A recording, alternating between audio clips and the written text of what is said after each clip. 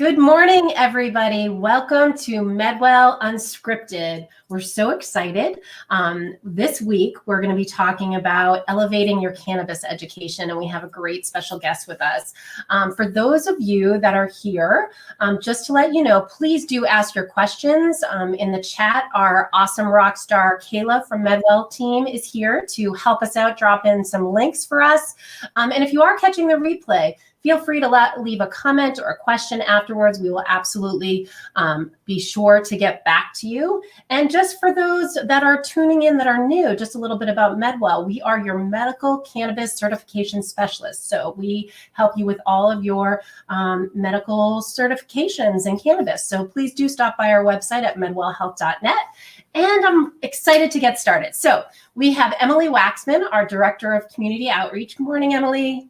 Good morning. And we have our special guest, Beth Waterfall. She is the Executive Director of Elevate Northeast and the owner of Beth Waterfall Creative. Good morning, Beth. Good morning, ladies. Good morning, everybody. Nice to be here. All righty. So let's start. I'm going to have Emily start and tell a little bit about her role here at MedWell. And then I'm going to lead into you, Beth, to share a little bit about your story and what you do. All right, Emily, take it away. Absolutely. Well, thank you so much. So my name is Emily Waxman, and I am the outreach coordinator here at MedWell Health and Wellness. And I get to go out and just tell everyone why they would want to come to MedWell to obtain their medical marijuana certification.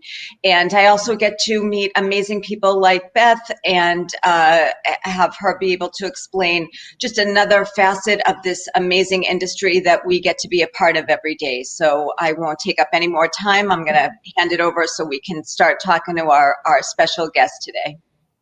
All right, Beth, your turn. Thank you, ladies. Thank you so much for that warm welcome. Good morning on this beautiful second day after inauguration, 2021. Yeah, definitely feeling good today. But yeah, I'm Beth Waterfall. I am the executive director and co-founder of Elevate Northeast, which is a 501c3 that was founded by myself and two other women here in Massachusetts several years ago in cannabis years. But we're actually moving into our third year.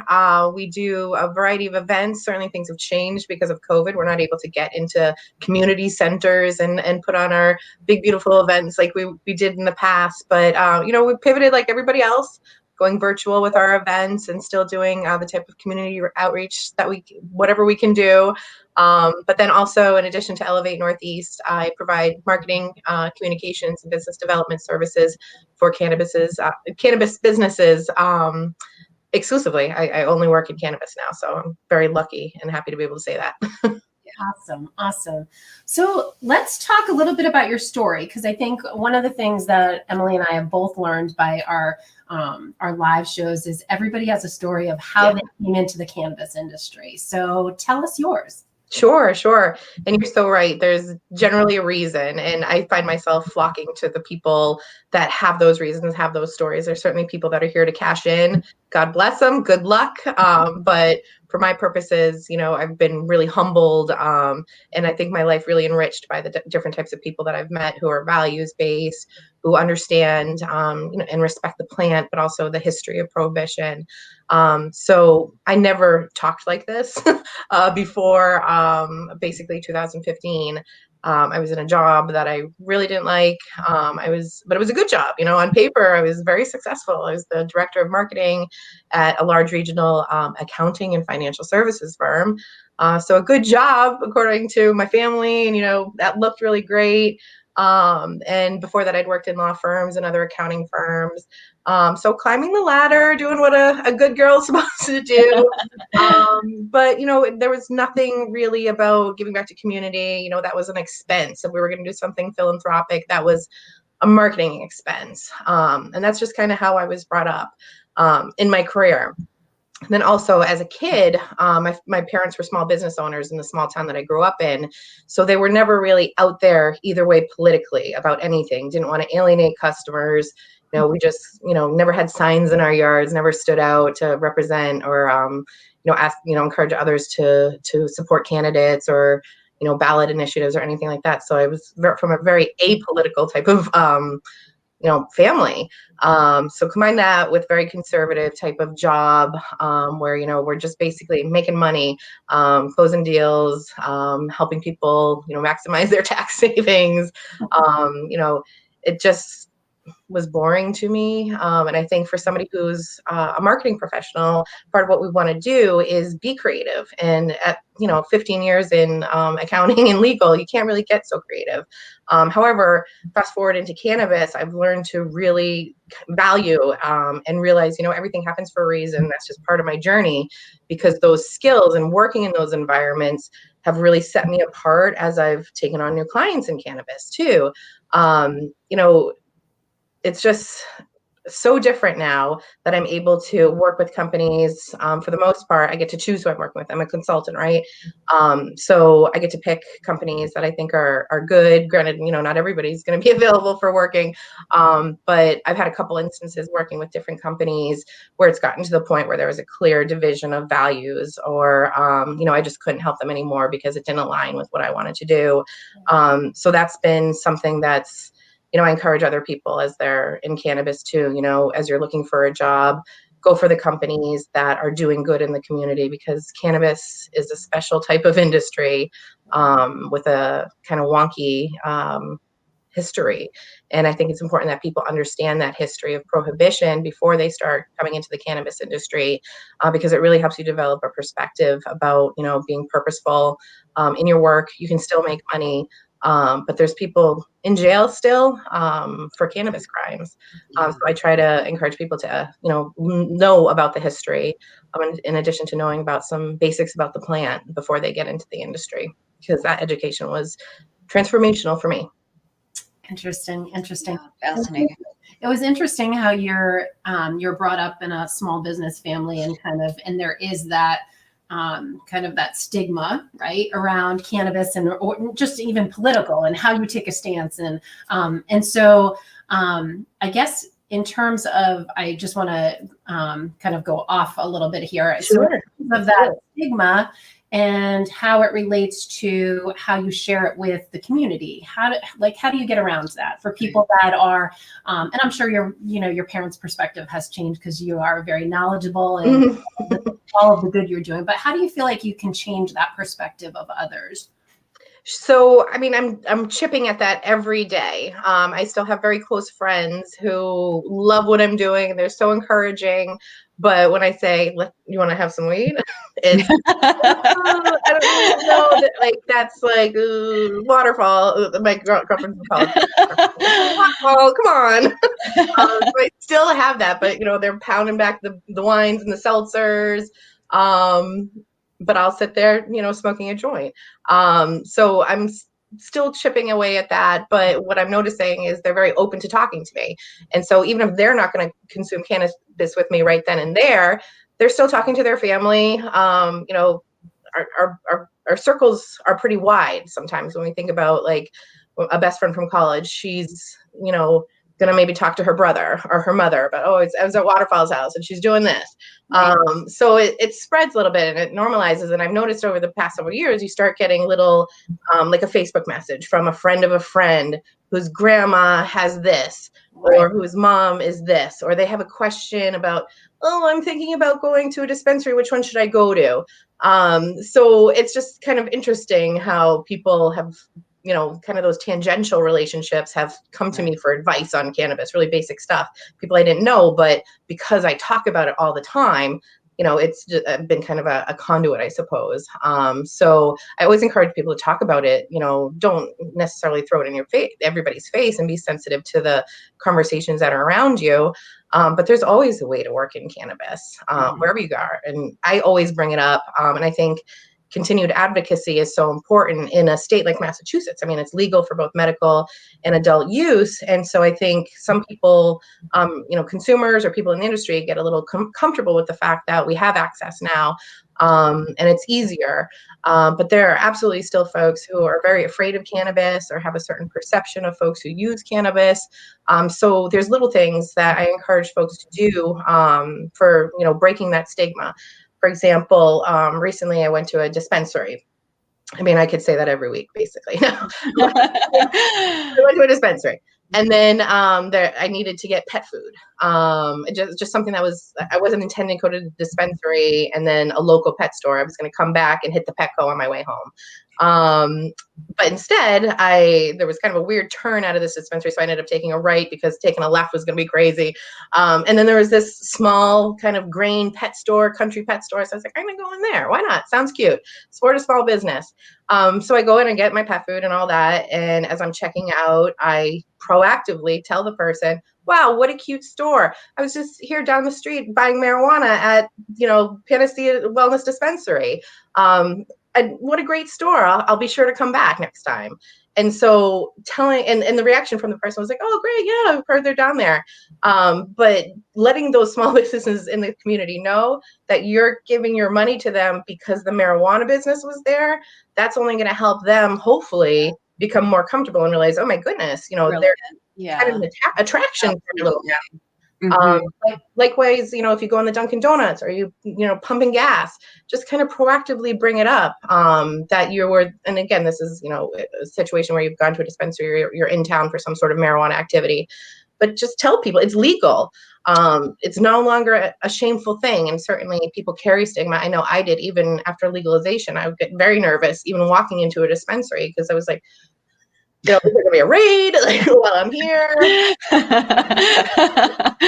Like, mom's friend gonna drive by and see me? Is this gonna totally get the stigma? It's so real. And I've talked to different people, particularly when I was doing the early days being 2015, 2016, working with Women Grow, which was a national networking organization for women in cannabis. And a couple women and I did the Boston chapter for them.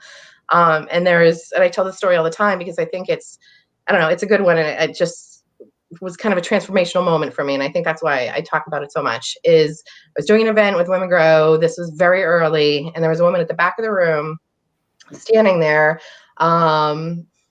And she just looked really uncomfortable. And I'd love to throw parties. I like to entertain. So I saw, Wallflower. And I was like, hey, how are you? You want to take a seat? There's seats. You want to, a drink? And she was like, basically, you just see the fear in her. She's like, I'm so nervous to be here. I shouldn't be here. If my husband saw me here, my husband or my kid's father knew if I was here, I could lose my kids for this.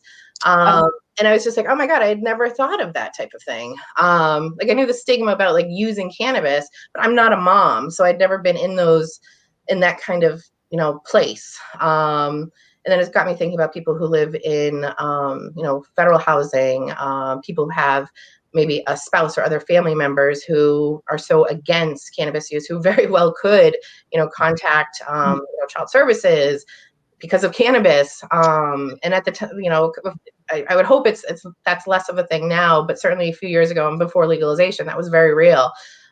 So I think, meeting different people from different backgrounds is one of the most enriching type of experiences that I've had in cannabis too. And I think it kind of made clear my privilege. And I think that's part of why I'm so vocal about cannabis. I talk about it all the time. I like to smell like marijuana wherever I go. It's just, there's other people that I recognize don't have that same privilege or just aren't comfortable yet to be out there. So if I can be louder, I will be.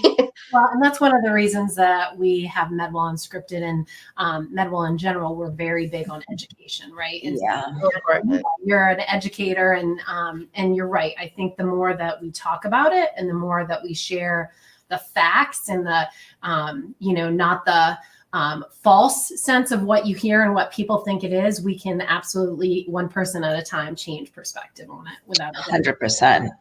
Yeah, and for marketing too, different audiences are going to hear things differently. And so, again, taking my professional background in all of this, my professional training is how to change people's perceptions to make them do something, right? Whether it's buying our accounting services or buying a shoe, we're trying to make them change their mind and do something. So that same kind of, that training, that professional training has been so, effective and so valuable for me.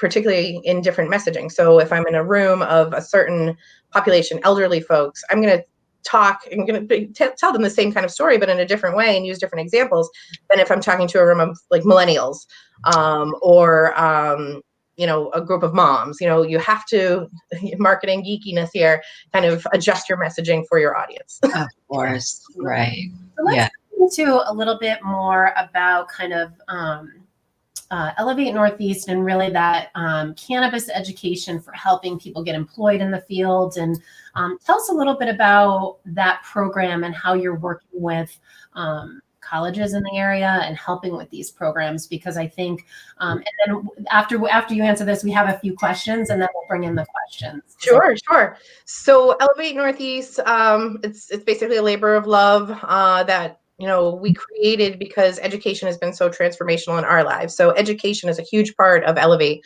because through education we're able to change minds, break stigma, and really open up doors and create opportunities for a diverse and inclusive cannabis industry wherever we want to operate.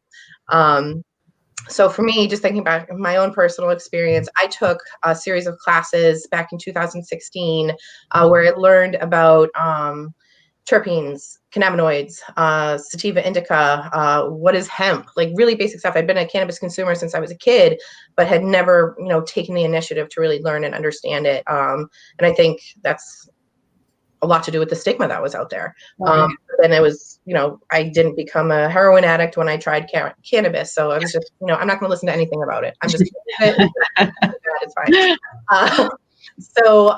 But learning about that type of stuff, and then learning a little bit more about, of course, the history, like I mentioned before, that completely changed the way I thought about the industry. It gave me confidence that this was a real thing, not that just like, oh, marijuana, maybe it's legalized, or maybe it's going to be legalized and maybe there'll be a few jobs. I think the more you learn about it and really understand the plant and understand the history and really look at the different businesses that are operating now, it just gives you confidence in, do I want to go down this path in cannabis? Do I want to, like, for myself, I did marketing, for me, it was kind of an easy choice to do marketing in cannabis, but cannabis also presents an opportunity to kind of start over. If you were doing something, maybe you're an accountant. Sorry, I pick on accountants. Or maybe you're so bored with being an accountant and you want to be an extraction specialist or something. This industry is so welcoming and everybody is some degree of new, I like to say. And for the most part, it's very welcoming. So I hope that folks don't think of cannabis education programs as being for young people or people who are just trying to figure out and get started. Cannabis is, a community that can welcome you at any stage of your career. There is something absolutely for everybody. But again, that foundational knowledge is so important. So that's why Elevate has partnered with Holyoke Community College on their cannabis core curriculum offering. This was a program that was actually started by C3RN. There was another organization that's evolved a little bit, but because of COVID-19, they had to, end some of their programming, and the Holyoke program had been in person before COVID. So with C3RN having to step aside, they passed the torch on to Elevate. And so we took it over to create a virtual offering. So we had one in the fall. We have another one actually this weekend, and then another one scheduled for March. And basically, the Cannabis Core Curriculum is a 2-day program over the weekend, Saturday and Sunday. It's separated into basically 8 hours, 2 4-hour blocks each day. Getting, really, really basic, but then also not just so basic that, I don't know, there's tons to learn about cannabis. And I think once you start cracking that egg and peeling back the onion, it becomes really clear, just like, oh my gosh, there is so much to learn. And it's extremely humbling, even if you've been somebody like myself who had used cannabis for like 20 years and thought I knew everything. No, it's so humbling, so eye-opening, and so interesting too. I never thought I'd be much of a science geek, but the science of cannabis is so interesting to me because I've just taken the time to understand it and how our bodies work with it. And it's just so fascinating. So some of that science stuff is a big part of this program. So it's run mainly by Kara Kraft-Burnham, who's our Director of Education at Elevate. So she's our head lady for these education programs. But they also have guest speakers, guest visitors from the industry to come in, answer some of the students' questions, add a little perspective on things. So this weekend, we have Maggie Kinsella, who's cultivation and extractions pro. Her in the community, she's got the goods. Myself, I'm going to be there for part of Saturday morning. And then we also have Charles Smith, who's an attorney. And then the other gentleman, I'm totally forgetting his name, and I feel terrible. But he is a scientist with one of the labs in the state. And so we're grateful for everybody to be there, and I'm looking forward to it. But people can sign up now, Elevate. You can go to our website to get more information, or go to the Holyoke's Cannabis Core Curriculum or Cannabis Center of Education website and sign up there. So That's great. I'm sorry, Emily. That's good.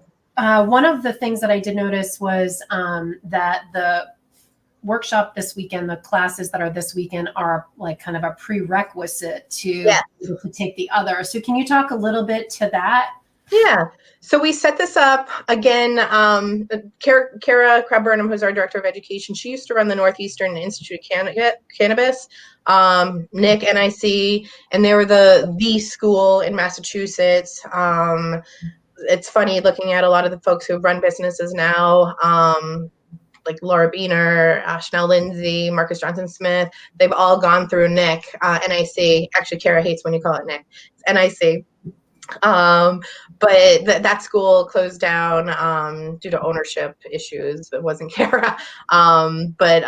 So we have this person who used to run education programs. She's also done education for Fremont College and a couple other online cannabis kind of collegiate level course offerings.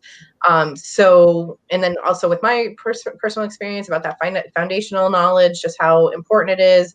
And I think a lot of people that you ask in the industry, having a basic understanding of the plant, some history, and so just some, political understanding, legalization, the kind of the landscape across the patchwork that we have across the U.S.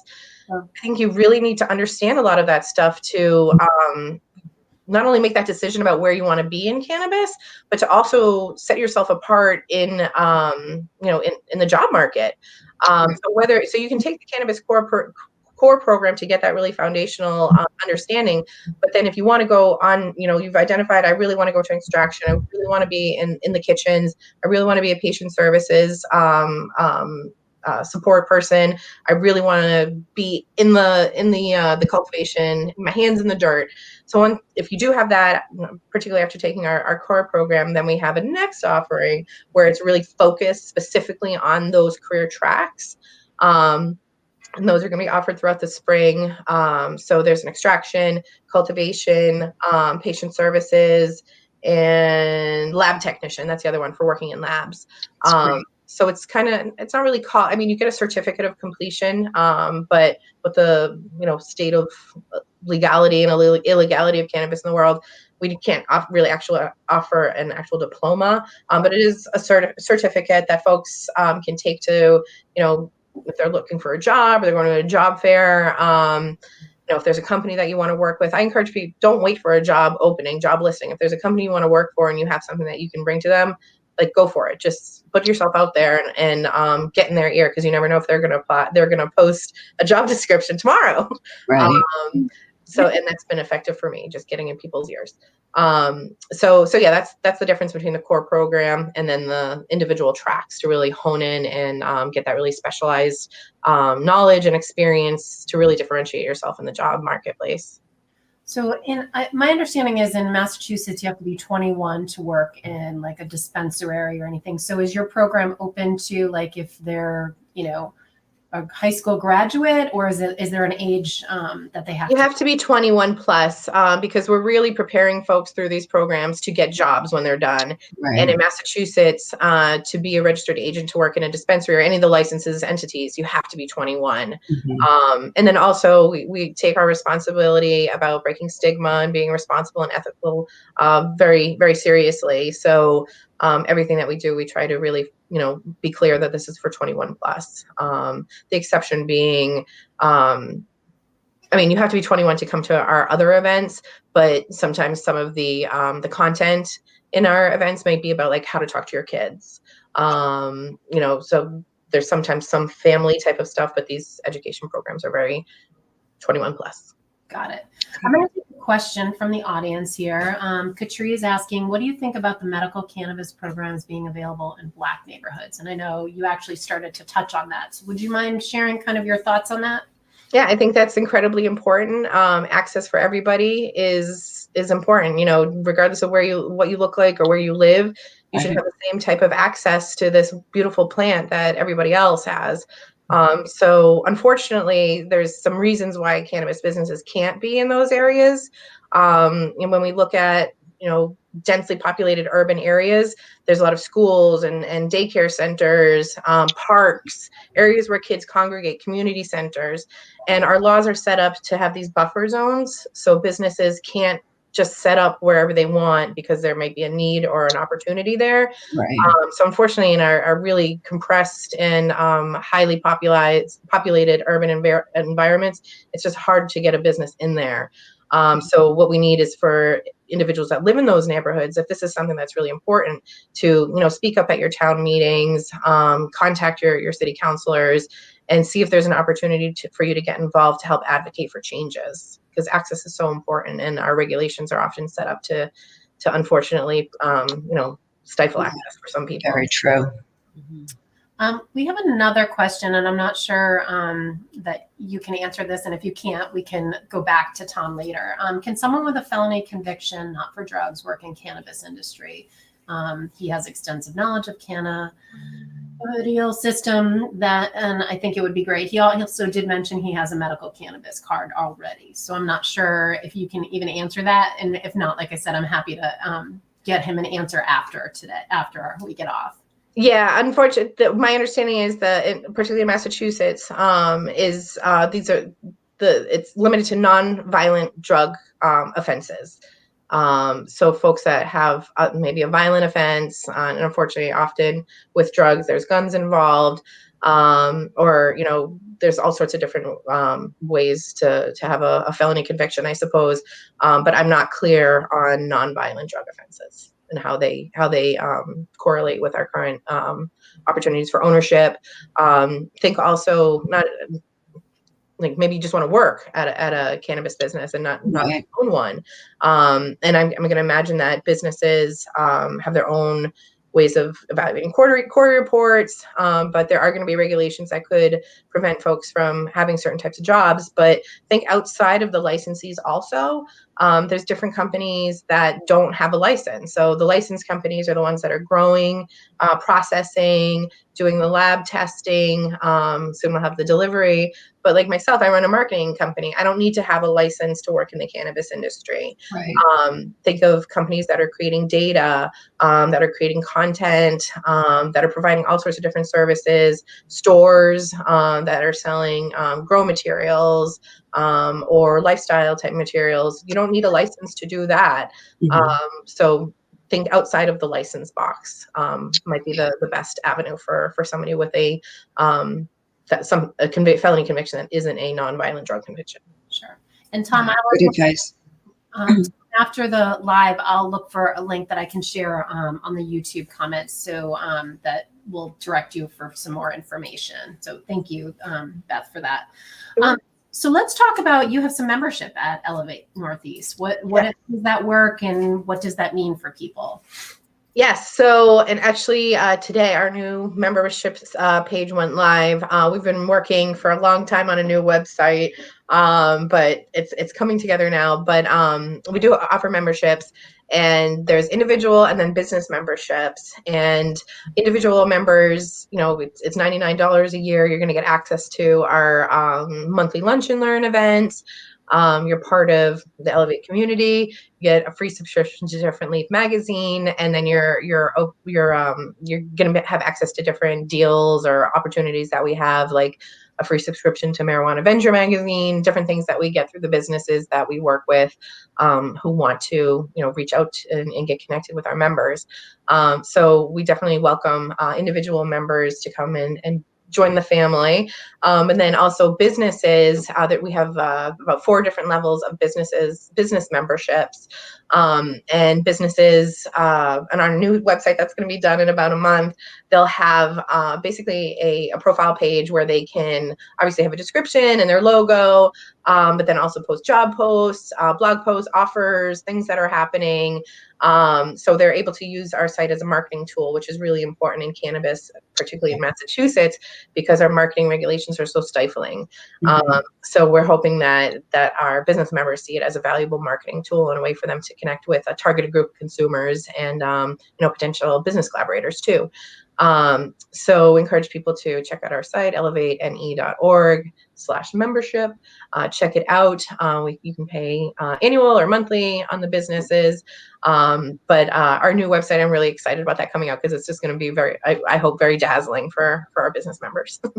Even your existing website is really fantastic. And, I've been on it, many times, and just even the folks that are on the board with you, Beth, are all rock stars in the industry here. So you really are getting, so many different, people when you sign up for your group that, have all these different backgrounds, so much knowledge.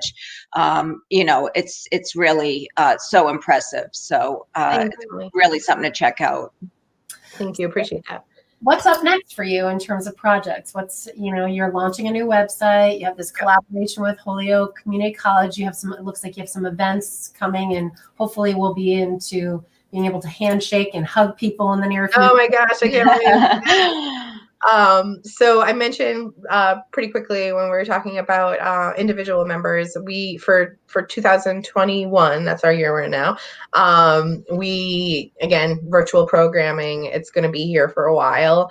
So we wanted to create a program that lasted throughout the year. So we're calling it our 2021 Lunch and Learn series. We've released the topics for our first 3, and we have a live survey right now where we're asking folks to let us know if there's specific speakers or subjects that you want to learn about, particularly where we're virtual. We have access to people across the world to come and participate on our events. Certainly we want to be focusing on and elevating the voices of our business members and our community here in the Northeast. But for example, we have somebody from Canada speaking on our event in March, our Women in Cannabis event. And for January, which is next Thursday, a week from today, oh my goodness, we have our first of the series. And this is new data, new states, new opportunities. We're kicking off 2021 with a close look at New York, New Jersey, looking at the equity programs there and just general opportunities as legalization unfolds in those new states in the Northeast. Also have a market researcher named Laura Fortis, and she's going to talk about some consumer trends from the past year to help people think about, if I'm going to start a business, is it really time for edibles, or is the market saturated there? Or I want to start a business in edibles. Oh my goodness, I should create this type of thing for this specific type of person. So really making data informed decisions. We have that data now, and that's something just really exciting in cannabis because we're new, right? And then the third component of that is we have I'm one of the managing directors of Hyper Ventures, which is a cannabis venture fund out of New York. And she's going to talk about kind of, how things have changed as far as raising money, soliciting, fundraising. And so that's going to be really interesting too. It's an all-female panel to kick off the year, and diverse as well. So we're excited about that. And then for February, we're calling it our 4th annual, but it's kind of a carryover from our Women Grow Days too. But it really is the 4th time that we're doing this, our What the Hemp event. This has always been really well attended, and we have a really diverse group of speakers for this one as well. It's going to be moderated by Laura Beener, who's on our board and runs the Healing Rose out of Massachusetts.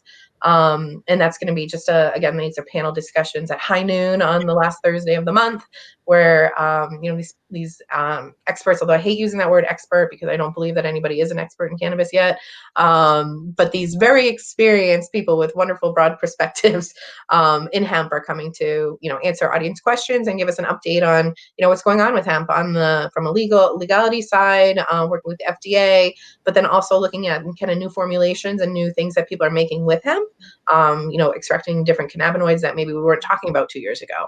So that's going to be interesting too. But we're really looking towards the future, moving forward, and helping our members and our attendees make really informed decisions because things move really fast in cannabis, and it's so important to have a good network and group of people that you can lean on and trust. And we hope Elevate helps fill that role.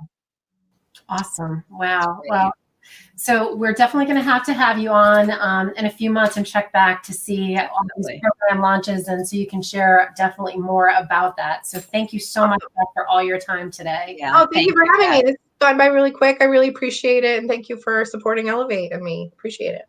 Yeah, very exciting. So friends, definitely stop by Beth's website, elevatene.org, and for all of your medical marijuana certifications. And also we have a great blog at medwellhealth.net. We have lots of resources there to answer a lot of your questions about how to obtain your MMJ card and talk about qualifications and all of that. And also because of COVID, we offer telemed appointments. So in the comfort of your own home to make it really nice and easy for you. So thanks so much for watching. If you are catching the replay, please do leave a comment and we will absolutely get back to you, and we will see you again in 2 weeks. Thank you, Emily. Thank you, Kayla. Thank you, Beth, and everybody have a great day. Thanks so much, ladies.